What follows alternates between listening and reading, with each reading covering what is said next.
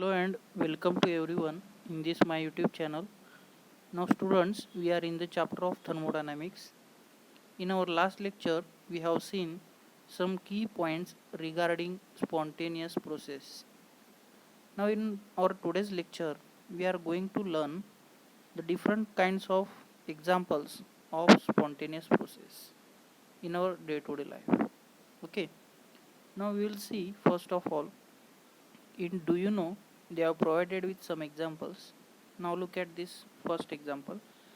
The aqueous NaOH and HCl solution mixed together. NaOH immediately combines with HCl to form NaCl and water. Now for this example they have provided one reaction. In this example they told that when NaOH and HCl gets combined together they form a salt and water. No external force or energy is required for the reaction to occur. This is the spontaneous process. Now the process stops when HCl or NaOH is consumed. Means to stop this reaction, what we have to do? Either we have to completely consume the HCl or the NaOH which is present in it. So this is the case. And NaCl which is dissolved in water, it does not react with water to produce NaOH and HCl. So this is the what we can say neutralization reaction which you already learnt in 10th standard. So this is the spontaneous process. There is no any extra energy needed for this process to take place. Okay. Now the second example is that water flows from higher level to lower level. It is not necessary to apply external force. All of you know that suppose we have put some water on a surface. Now that water has a means liquid has a property to flow towards the inclined side. Means in that case water will flow from higher region to the lower region, and to occur this process there is no any extra energy or external forces needed. So we can also say this process is also a spontaneous process. Now the flow cases when two levels become equal or when the equilibrium is reached. That concept you already know about it. Means when the flat surface is present, in that case liquid will remain as it is. It will not flow from higher region to the low region. Only when it is possible if the surface is inclined. Okay. Now the third example we are going to see is ice melts spontaneously above 0 degrees Celsius. All of you observed this property.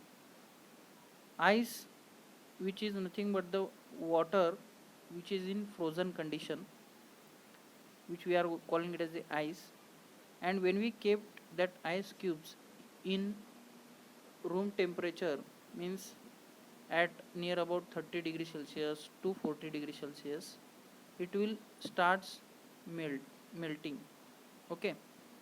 Means that process occurs spontaneously, or we can also say there is no any force needed to occur that process.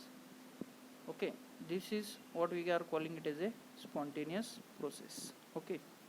Now students, we will see the fourth one example. Hot coffee in a cup placed in a room cools down, releasing heat to the surrounding. This is also what we can say the spontaneous process. All of you know that suppose we have taken a cup of tea or coffee,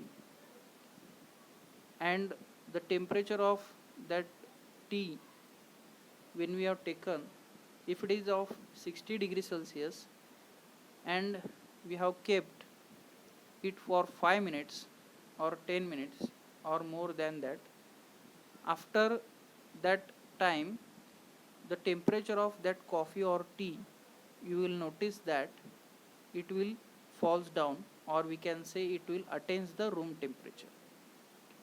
So this is also a spontaneous process, means that system tries to achieve the equilibrium state. So these are the number of examples in your textbook they are provided for the spontaneous processes.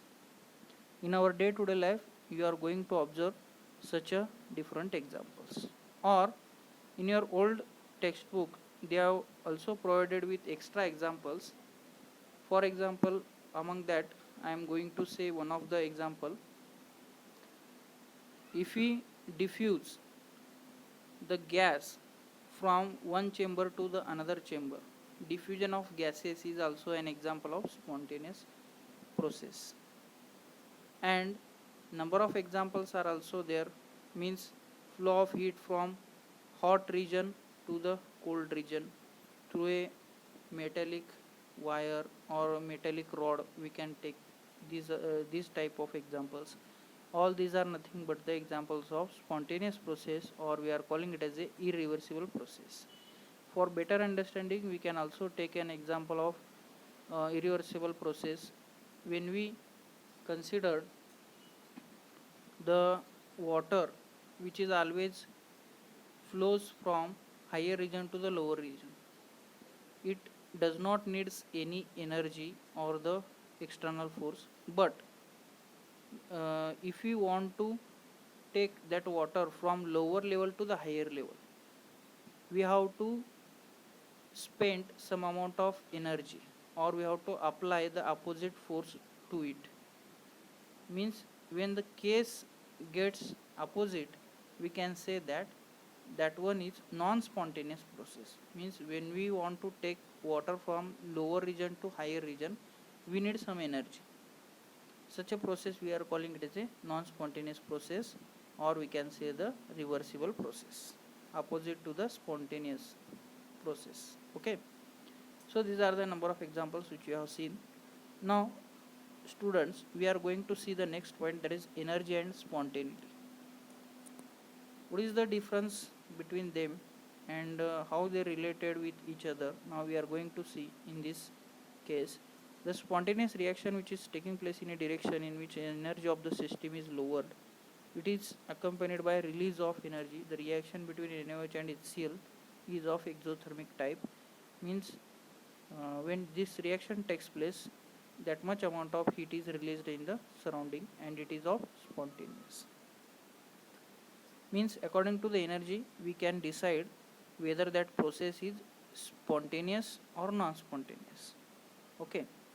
Now in this example, when the reaction between NaOH and HCl occurs, in that case the enthalpy of reaction, it will be minus 57 kilojoule, means we can say that the process is spontaneous. In other hand, we can say when ice melts spontaneously above 0 degree Celsius by absorbing heat from the surroundings, it is of endothermic. Means instead of releasing energy, heat is absorbed. Okay, so in that case we can say that this process is of endothermic. And likewise, NaCl dissolves spontaneously in water with the absorption of heat from the surrounding, and in that case the enthalpy required would be 3.9 kilojoule per mole. These are endothermic and spontaneous. It is therefore clear that the exothermicity is not the sufficient criteria for deciding whether the reaction is spontaneous or non-spontaneous. This also needs another factor which we are calling it as a spontaneity. So this is the role of what we can say the energy and spontaneity.